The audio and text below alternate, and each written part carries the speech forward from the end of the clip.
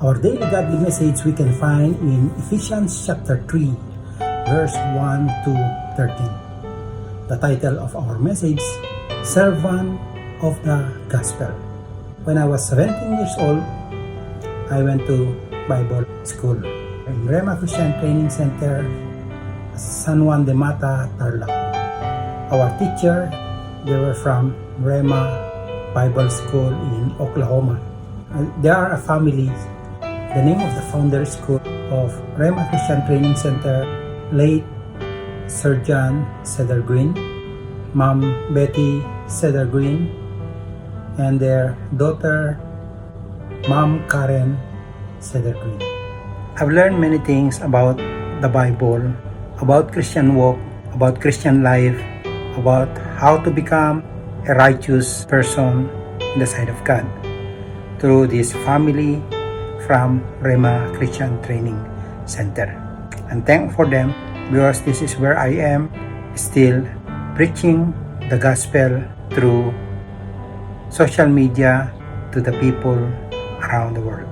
I was able to finish the ministerial course in Rema Christian Training Center. So I became a minister of the gospel. I was nervous when I first told my mother I want to attend the Bible school in Tarlac to learn how to become a pastor. We were not a church-going family, but instead of being disappointed by the news, she was thrilled. My mom said, "Oh, Tony, Sibim, you would make a darling minister." Darling minister is not the word Paul uses in Ephesians chapter 3 in verse 7. He refers to himself as a servant, although the Greek term Paul uses is one that is sometimes translated as minister. Paul seems to be using its more common sense, meaning someone who works or serves. Specifically, Paul sees himself as a servant of the gospel.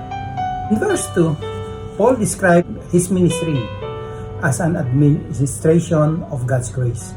The Greek word translated administration was often used to speak of a household manager or steward. Paul exercised a stewardship of grace by preaching the gospel.